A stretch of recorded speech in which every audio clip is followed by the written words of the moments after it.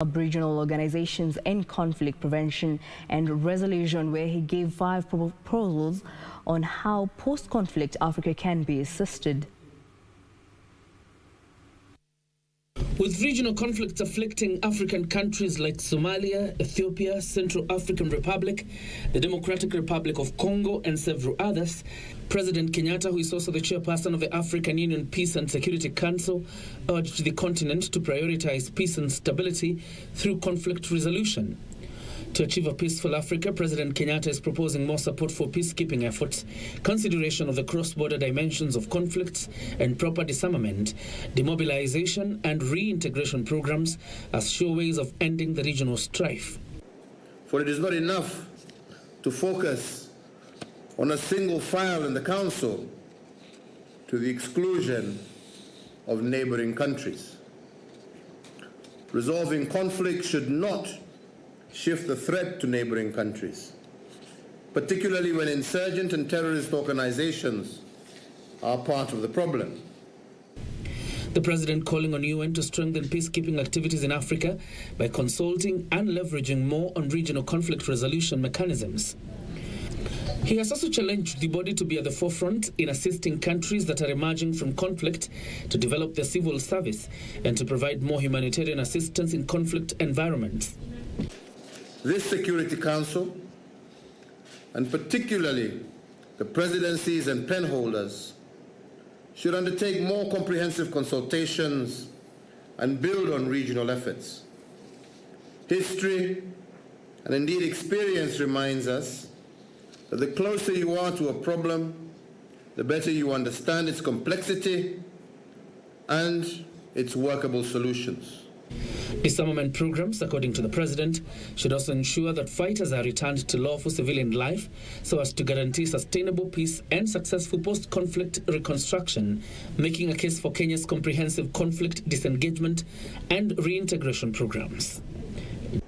Our disengagement program is nationwide, and it assists individuals newly recruited into violent extremism and others who are returnees from foreign battlefields. John Jacob Curia, Channel 1 News Hour. Now, in other news, the coronavirus infection rate in the country took a downward trajectory Monday, with the Ministry of Health announcing 241 new cases in the last 24 hours from a sample size of 2,515. As of Monday, the positivity rate stood at 9.6%, with 170 people having been vaccinated so far. The country's COVID-19 infection rate on Monday dropped to 9.6% after 241 new infections were confirmed from 2,515 samples tested. This pushing the total number of confirmed cases to date to 151,894. Another 20 people were reported to have succumbed to the disease on diverse dates, raising the death tally to 2,501. Out of the new deaths reported, 1 occurred in the last 24 hours. A total of 1,651 patients are admitted in hospital, with 250 being in the intensive care unit.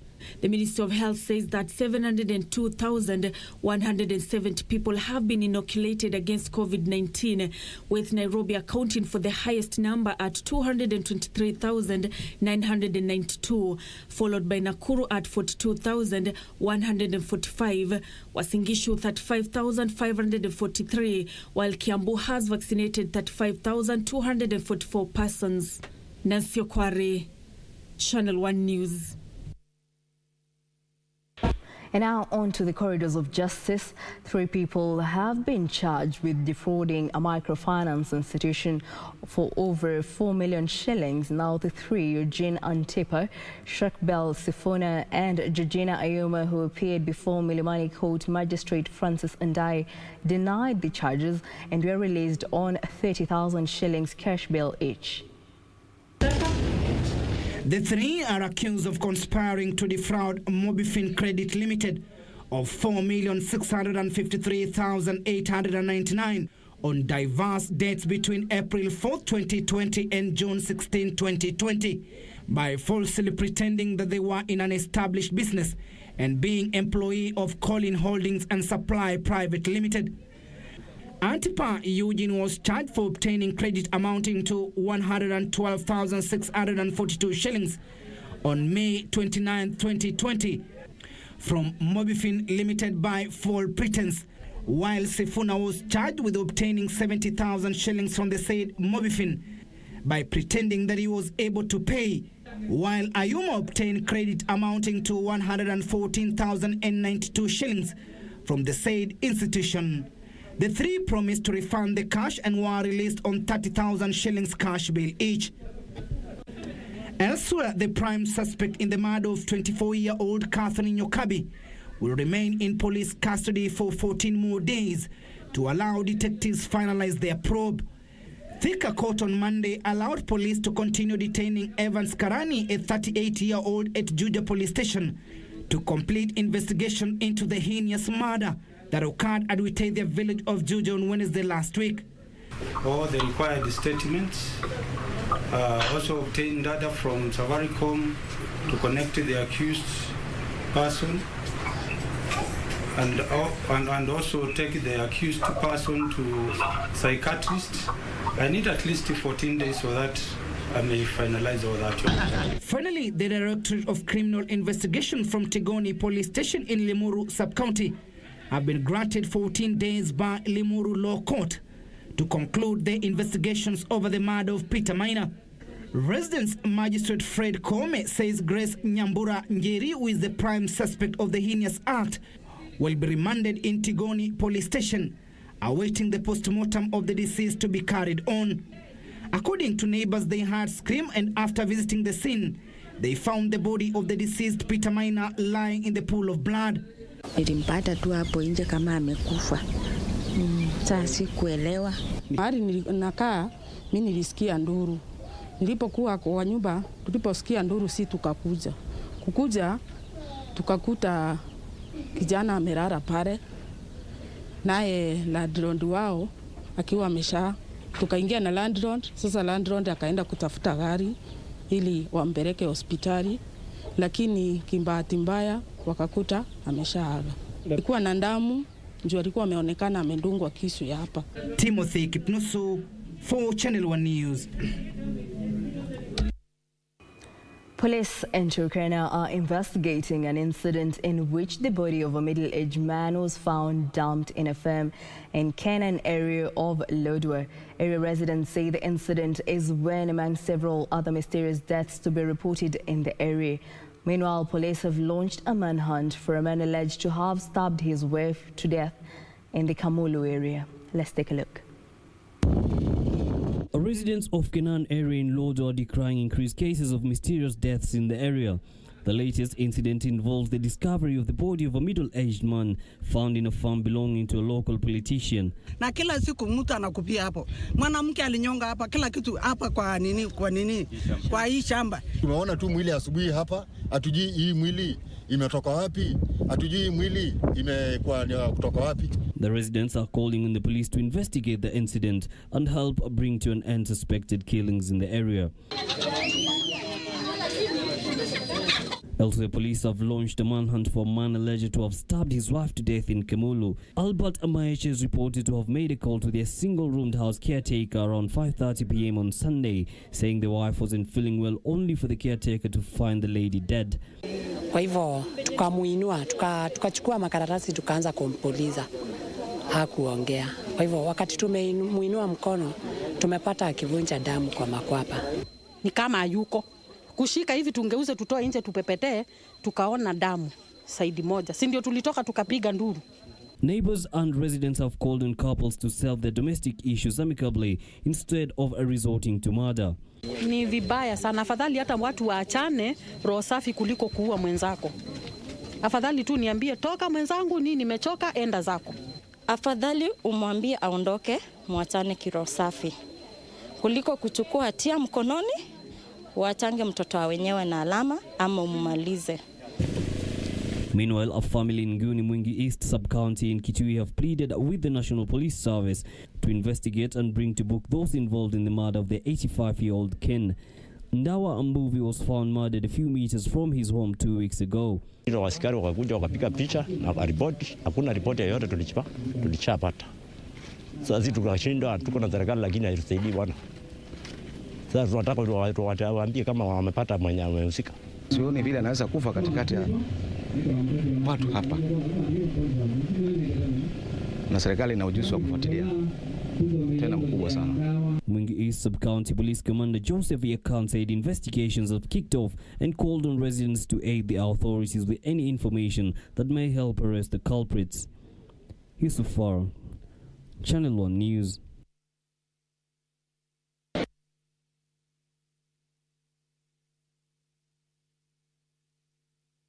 Now in other news, residents of Shisembe sublocation in Kakamega County were left in shock after 2 men accused of stealing a pig collapsed and lost consciousness.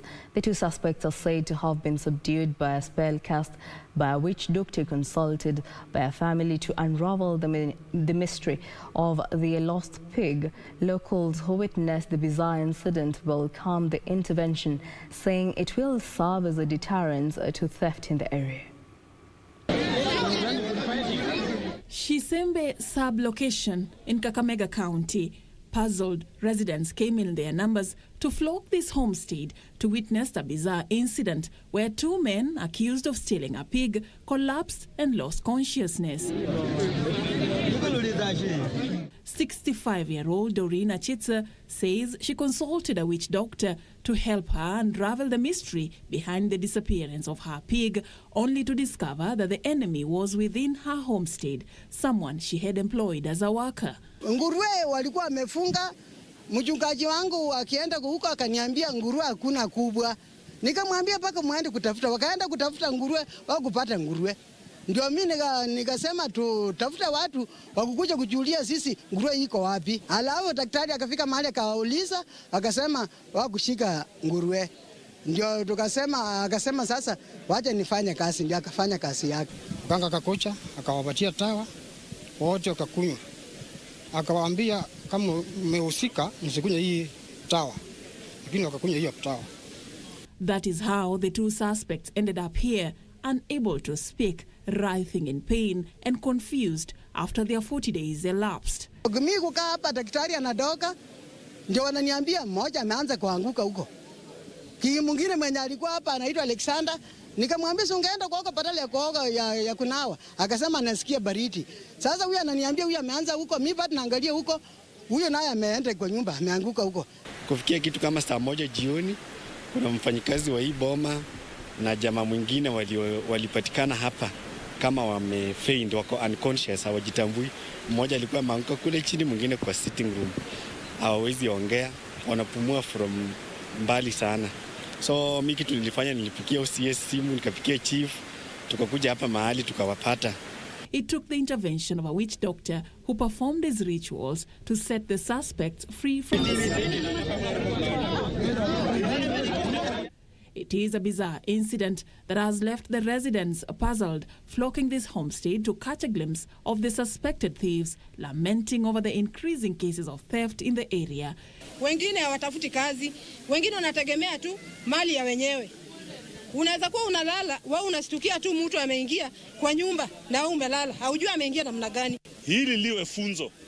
Katika eneo hili visa vya wizi vimekiziri. Wizi wa mboka, paka, umbwa, ambapo imekuwa na aibu. Lakini mimi naambia wananchi wenye wanaibia watu wakome, kwa sababu wakati mtu anashughulikia mambo yake amwage jasho lake na ule mtu anakuja tu anachukua kirahisi, hiyo ni uchungu kwa mwenye kitu. The residents say this will send a strong warning to others who intend to engage in the vice. Reporting for Channel 1 News, I'm Safin Aching Ouma.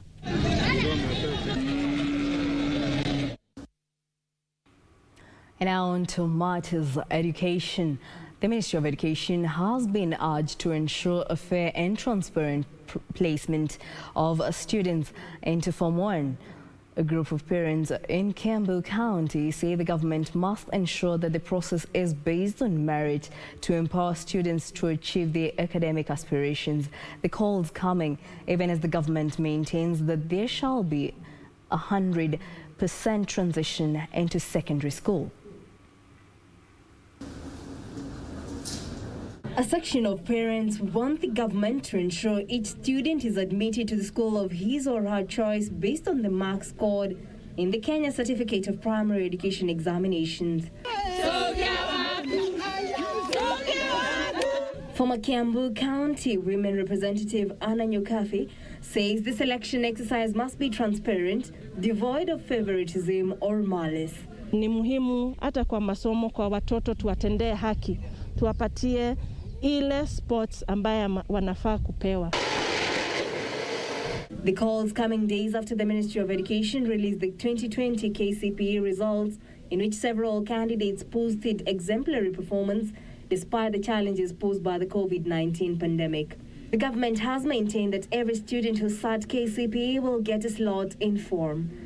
Meanwhile, the Kenya Union of Post-Primary Education Teachers Secretary General Akelo Misori has urged the government to decentralize examination marking centers so as to ease unnecessary movement of teachers.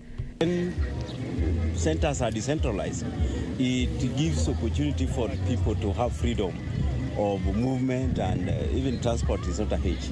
Misori argued that devolving marking centers would cushion teachers from contracting the deadly COVID-19. I would have asked the minister to decentralize marking so that at least the health of the teachers is catered for.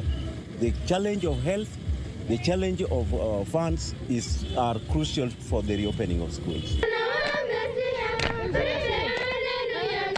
Meanwhile, a rescue center in Samburu is in celebration after 7 girls who were on the verge of early marriage posted an exemplary performance in the 2020 KCPE examinations. The girls who scored between 257 and 376 marks vowed to pursue their dreams to fullest to prove society wrong. The reason I joined STF is because Claire rescued me from child marriage. I went through it, but it was when I was almost to go to FGM and marriage, Mom Claire came to my rescue and I was able to overcome it. I was about to be circumcised and Mom Claire came to my rescue. It was very hard, but when I came to school, it became easy because I developed my brain. Wazazi wangu waliweza hawakuwa wanataka mimi niingie shule, walikuwa wanataka kunioza nipate mzee, lakini Mama Claire alikuja kanisaidia nipige shule. The 7 were part of a group of 11 who were rescued from early marriage and female genital mutilation and expressed their joy, promising to pursue their life dreams. We've had new cases and so many people reaching out for rescues to FGM and early marriages because of the break. It was long, and then we've had our girls who got pregnant, but we still support them. They're still under our care, but they're at home, but we still provide for them. Finally, private schools in Gocha Sub-County continue to post commendable grades in KCPE despite challenges posed by the COVID-19 pandemic. Tumefurahishwa kwa sababu watoto wetu karibu wote watapata nafasi nzuri katika shule nzuri katika sehemu mbalimbali za taifa letu tukufu la Kenya. Wanafunzi wa kwetu hapa alama zao waliopata alama zaidi ya 400 ni wanafunzi 5, lakini hata hivyo matokeo yalikuwa mazuri zaidi kuliko mwaka uliopita, na hata hivyo wanafunzi wetu ni wenye heshima na taadhima ambao wanafuata nasaha, na hasa mimi nawapa kongole.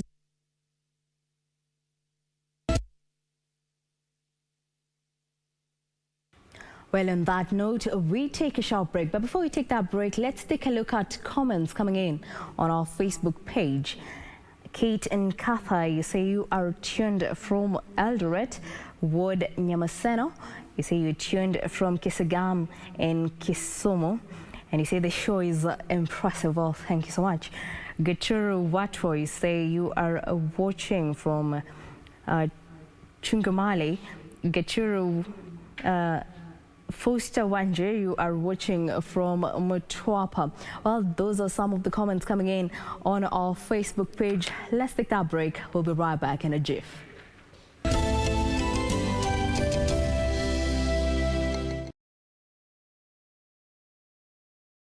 Je, umeomoka?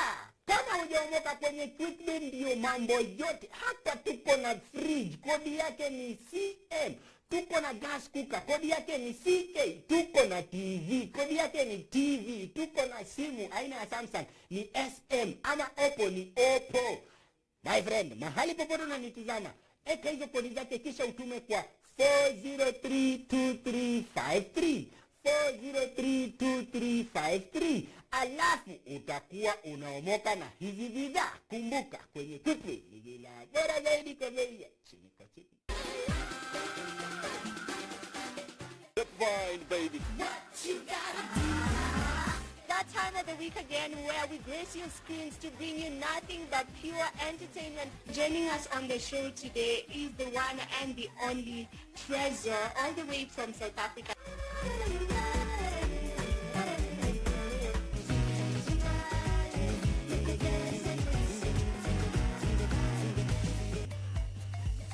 My name is Tania Morel and I am a photographer based out of Nairobi, Kenya.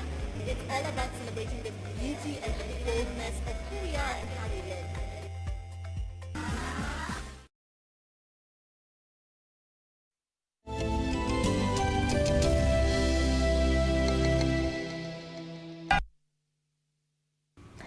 Welcome back. Now, still on matters of education, the government has been challenged to support private schools providing education to less fortunate children in the society. Deputy Director of Living Stream School in Kisumu County, MWINGI, says the COVID-19 pandemic has had adverse effects on private schools and they should also benefit from any stimulus programs being spearheaded by the government.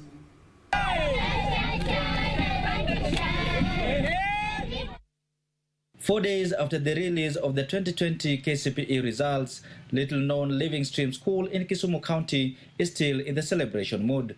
Prince Ekabi Amare emerged top with 389 marks among the 17 candidates that sat for the national examinations at this center. When I came to this school, I knew I will get the best, and at least I've gotten the best.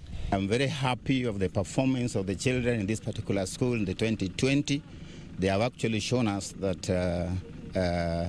they were taught well. They actually shown us that believing on Jesus Christ, this being a Christ-centered move, they have really done it. However, it is not all that rosy at this school, as it has had to endure the ravaging effects of the COVID-19 pandemic. The school's Deputy Director, MWINGI, says the pandemic has posed a significant challenge to the school's financial muscle and that learning may not carry on as intended. COVID-19 has affected most of our families, most of the parents that are coming here, and so it is not easy for them to continue this way. But every parent needs noble education, needs quality education for their children. Living Streams is a church school under the Deliverance Ministry and mainly cares for the underprivileged in society. Amy challenges the government to support private schools like Living Streams that are seeking to provide education to the down in society. We also want to appreciate His Excellency the President for allowing private schools to move on. In as much as we have challenges, but we are grateful that we are able to work alongside public schools, and we also request that he also supports private schools just like he's supporting government schools. There is no private child, there is no government child, there is no public child. Reporting for Channel 1 News from Kisumu County, I'm Wycliffe Okage. The ban on religious gatherings during the COVID-19 pandemic has had its fair share of effects on the spread of the gospel in the country. While some churches have found ways to maneuver through the pandemic, some have had to close their doors and only hope that it shall all come to pass. Now, the challenges notwithstanding, the Glory Outreach Assembly has commemorated its 30th anniversary, celebrating its milestone not just in the religious circles, but also in the education sector. Caroline Kamau with the details. COVID-19 has significantly disrupted life as the world knows it. In Kenya, a spike in COVID-19 cases has seen the government reintroduce containment measures to curb the surge. A move that has greatly affected the operations of the church. However, the Glory Outreach Assembly has not allowed this to dampen its celebrations to mark the church's 30 years of existence. We have gathered to look back and see the 4 areas that God has put in our hearts. The 4 areas that we impact communities include the church growth. We've taken the gospel to the unleashed people groups in LODWAR, Marsabit, Garsen, and other places. And when we take the gospel, we build the bridges for gospel to be acceptable. We sink the boreholes to the people who have no water in those areas. We provide education to the people in the enriched areas. Bishop David Dhagana and his wife, Reverend Joyce Munyire, says the GOA ministry has made major milestones since 1991, saying the ministry has not just grown its tentacles in the ministry, but also built schools in areas of Turkana, LODWAR, Marsabit, and Garsen. The school is thriving. GOA Magi School in TAXMAN village in LODWAR has done KCPE for the 4th time, and they're always leading in that area. Recently, we have started GOA Naborpus in Turkana, which is up to the 4th grade. And it's a great joy to see these children in Turkana communities who had no opportunity of getting education, now having education. Our best child in KCPE this year has 396 marks. Bishop Dhagana attributes the growth of the church to good leadership and integrity, saying the church remains committed to working with communities to promote a dignified life for all. Caroline Kamau reporting for Channel 1 News Hour.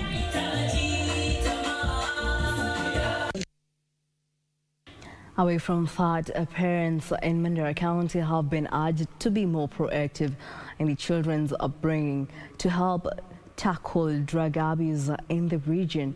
Mandera County Chief Executive Officer for Gender and Youth, Izudine Dawa, says neglect of responsibilities by parents has been identified as one of the major impediments to the war against drug abuse in the region. Details of these and other highlights in the county news briefs. The Chief Executive Officers urged parents to take responsibility of their children and work closely with the county government in stemming drug abuse in the region.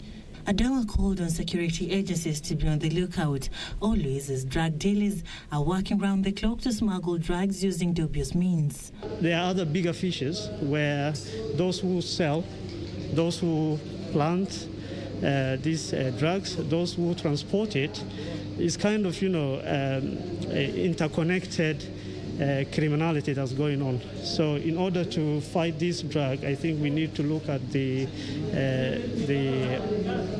where this is coming from, and we need to look at the root cause and we demolish it. To do that, also we need to work with other arms of government, with the national government, the security agencies, to also take this action. Elsewhere, residents of Gashie, Kiambaa constituency, Kiambu County, have taken it upon themselves to repair the road linking Nairobi and Kiambu County, saying that no one seems to bother about the poor state of the road. They lamented that the road has become impassable, especially during the rainy seasons. Enda kwa barabara zingine zinakuanga nzuri sana, lakini barabara yetu ya Gashie miaka nenda miaka rudi, hii barabara inakuanga hivi. Kwa hivyo tunafurahi sana ya kuwa sasa nitakuwa nakipita na kagari kangu hapa vizuri, hakazami kwa maji. In Baringo, the county government and Kabrak University have partnered to improve the quality of health services in the county. The agreement will see the digitization of various health services and training of service providers. Baringo Governor Stanley Kiptei says it was high time the county embraced technology in the provision of health services. Kabrak University Vice Chancellor Professor Henry Kiplagat said the 3-year project will encompass areas such as research, maternal health, among other areas. We have also partnership with Nairobi University and USAID on health information systems that we are going to put in place because we want to embrace technology. So we are digitizing our health facilities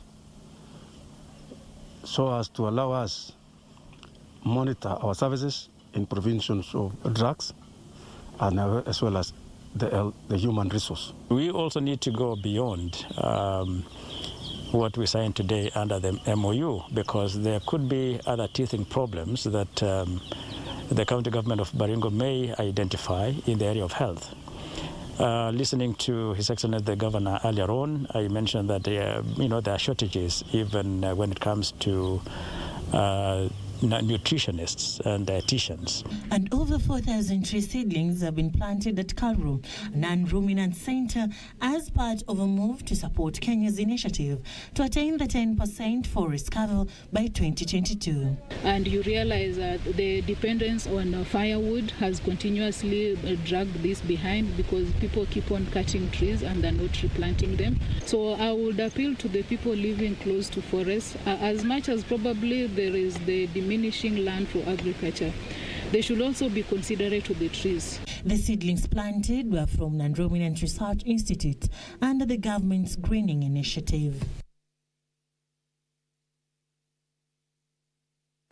And now across borders, the American Space Agency NASA has successfully flown a small helicopter on Mars, celebrating what represents the first powered controlled flight by an aircraft on another world.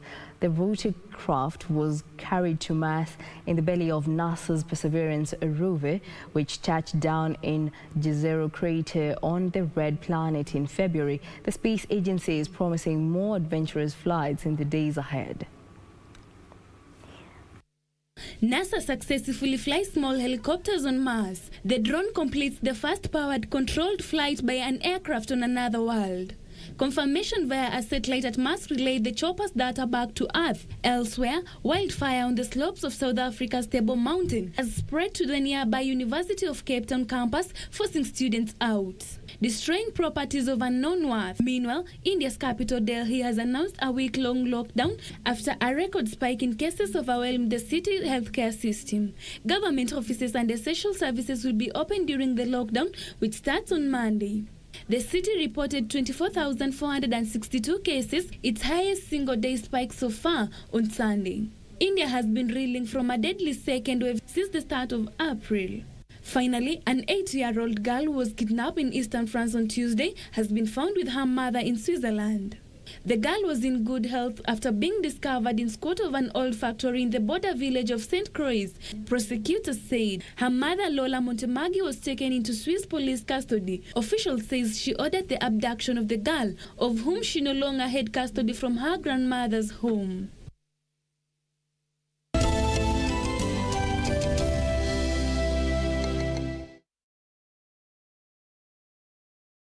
Ili kupata skiza tune hii ya Isaiah 48 kwa simu yako, bonyeza *811 *817 hash. Wakati mwingine unaweza kujipata umefinywa pande zote na unaona kama shida yako ni kubwa sana, kama hakuna nguvu ambazo zaweza kuitatua. Lakini ni vyema kujua kwamba kuna Mungu mwenye nguvu na ambaye hachoki kamwe. Isaia mlango wa 40 mstari wa 8 inasema, je, wewe hukujua? Hukusikia? Yeye Mungu wa milele, Bwana muumba miisho ya dunia, hazimii wala hachoki, akili zake hazichunguziki. Ili kupata skiza tune hii, bonyeza *811 *817 hash, *811 *817 hash. On the next episode of Ashoka. His will is still alive, Nikita. My son Ashok is still alive. If we had to capture Ashok alive, then we had to keep Bindusar alive as well. I'll completely break your spirit. How can this stop me from entering my own home and protecting my people? No matter how much you think, we cannot get inside. What is going on? Who are they? Whoever has closed the door will not be spared from our curse. Just get that one thing clear in your head. Can you believe we get to come out here every day?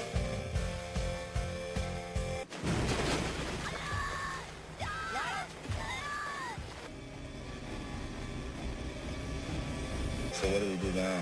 We take it day by day. I have to believe that something good is going to come out of this.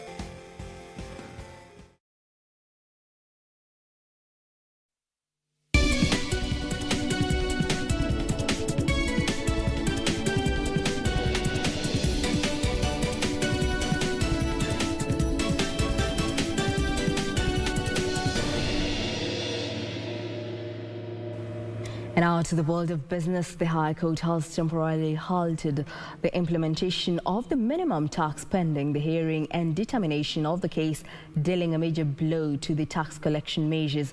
Justice George Odunga today issued conservatory orders blocking Kenya Revenue Authority from collecting the tax. The minimum tax has caused a major uproar from businesses and also take effect midnight. In his ruling, Justice Odunga stated that it is my view and I find that this is an appropriate case for the second respondent, that is KRA, to hold its horses for the time being as this court navigates through the labyrinth of the respective contentions made by the parties herein. The judge issued conservatory orders stopping Kenya Revenue Authority from collecting the tax pending the hearing and determination of the case filed by Kitengela Bar Owners Association.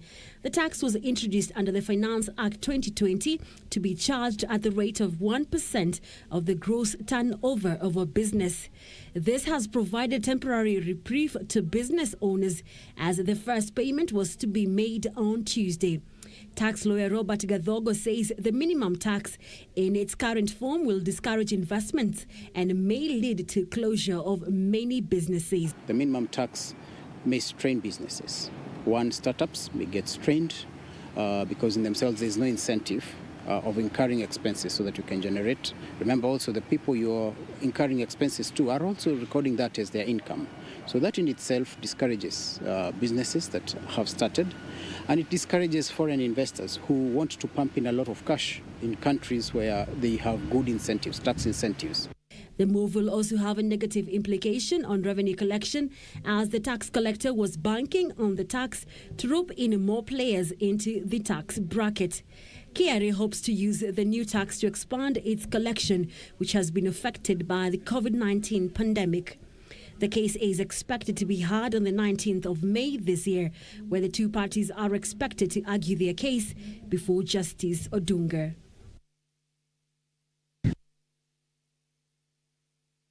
The Kenya Power will not introduce a blanket moratorium for consumers defaulting as a result of COVID-19 pandemic.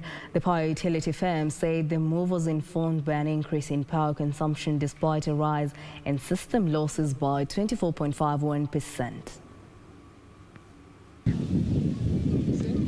In the year ended June 30th, 2020, the power utility reported that the average yield on units sold in the review period was 16 shillings and 30 cents per kilowatt hour, translating to systems losses of 43.83 billion shillings. The company says the losses have been segmented and is addressing them systematically.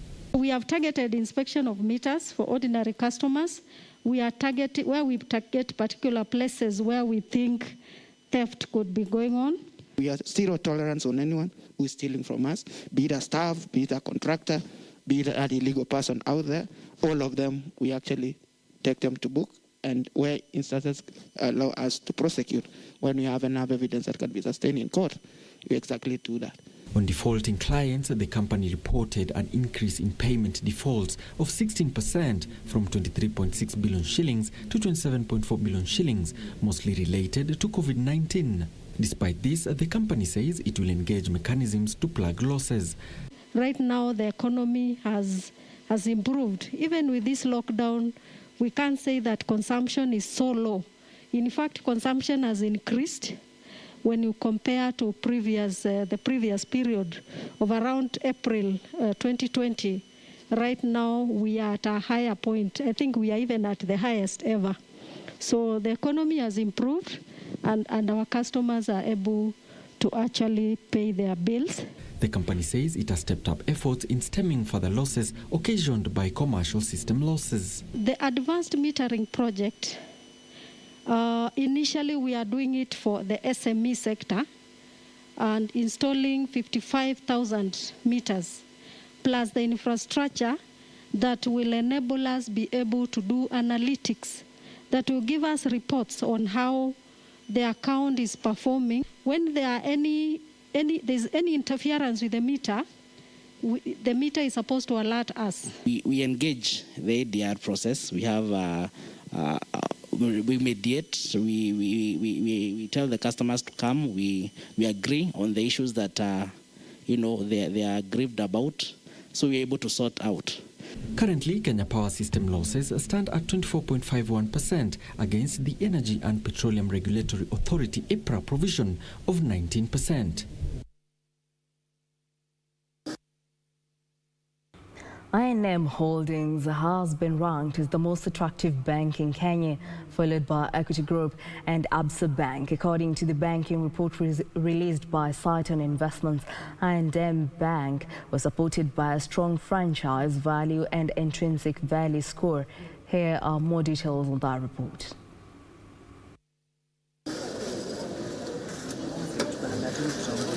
The report deemed subdued growth in earnings amidst deteriorating asset quality, looked at financial results of the listed banks for the year 2020. Asset quality for listed banks for the year 2020 deteriorated, with the gross NPL ratio rising to 13.5% from 10.5% in the financial year 2019.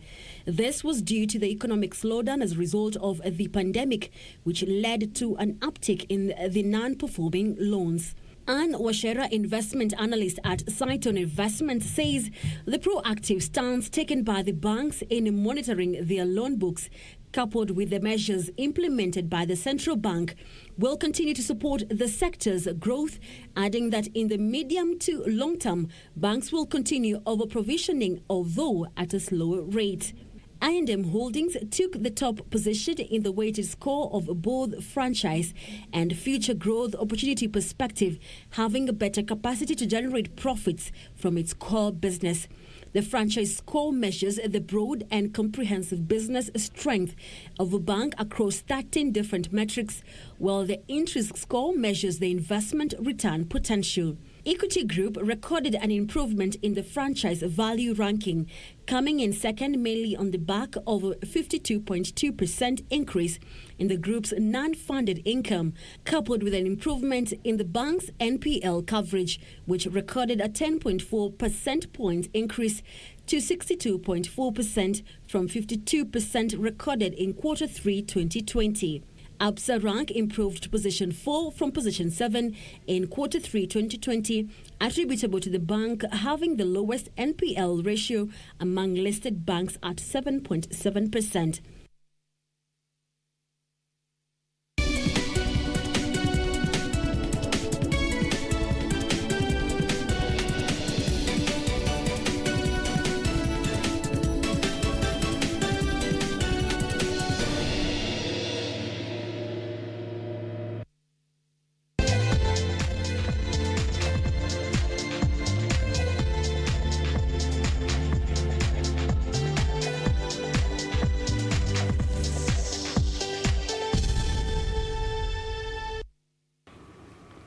Now in the sports arena, Safari legend Cal Flash Tundo is set to make his R5 debut at the FIA ARC Equity Rally, slated for the Great Rift Valley on Saturday and Sunday.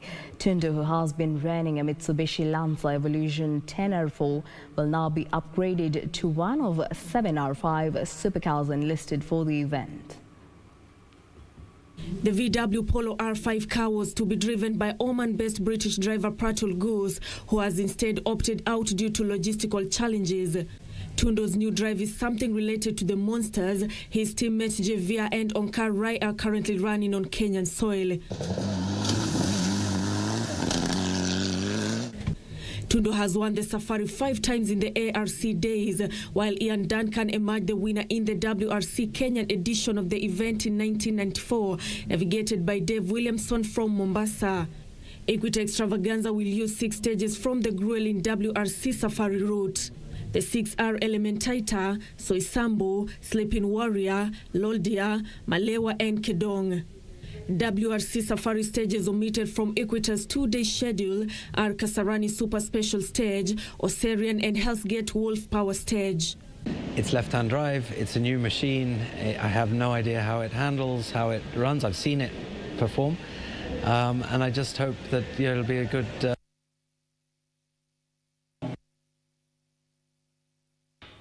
Players and the management of Migori Youth Football Club have received the COVID-19 jab ahead of the resumption of sporting activities in the country. The exercise comes a few days after all football clubs in Nairobi received the jab. The vaccination of all sportsmen and women is nearing an end, with players and the management of Migori Youth Football Club turning out in numbers to receive COVID-19 jab ahead of the resumption of sporting activities in the county. The government set aside 3,500 vaccines to ensure all sportsmen and women will take part in the Tokyo Olympics, WRC Safari Rally, the Kenya Premier League, among other sports, are vaccinated to ensure the safe resumption of sporting activities in the country. All sportsmen and women are waiting for further directions from the Minister of Sports to know the way forward.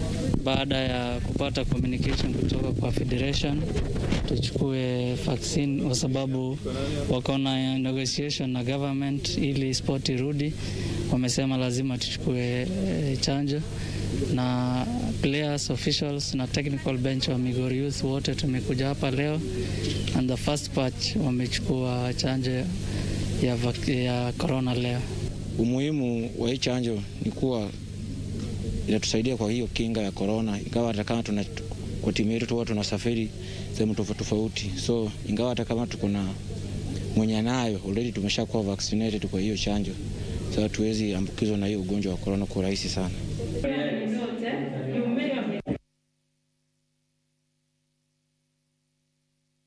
The family of Sofa Parker midfielder Wisdom Nair are now calling on friends and all well-wishers in the country to extend their support towards raising funds to cater for their son who is ailing from a tumor on his leg.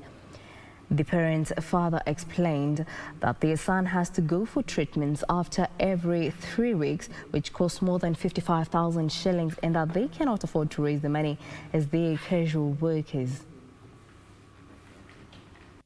Hiyo gharama ya matibabu kama sisi familia, ukweli ni kwamba hatuwezi, maana mimi kazi yangu ni mwanajua kali hapa mjini Kitale, na mapato yangu pia ni kidogo. Kwa hivyo kuraise shilingi 55,000 baada ya wiki 3 ni changamoto kubwa sana kwangu. Na tangu wakati huo tumekuwa tukifanya different tests kutoka Disemba, tumefanya tests tofauti ambayo ni gharama. Tukiwapigia pia wana respond, wanatusaidia. But sasa wakati tulifika, daktari akatuambia sasa aanze chemotherapy kwa sababu hiyo kidonda tutake tukimbilie surgery ili deform hiyo mguu. Achaanze chemo kwanza ipunguze huo uvimbe. Na wanasema it's a type of a sarcoma, a tumor that when you ask them nini na cause, wanakuambia hata hawa bado hajajua ni nini na cause sarcomas kwa sababu ziko different classes. Supapaka wamekuwa wakishughulika kwa hizo test nimekuwa nikifanya kama MRI, biopsy, wamekuwa wanashughulika, lakini sasa ni vile bili ilikuwa mob ndio tukaamua kusika. Well wishers pia kama wanaweza come through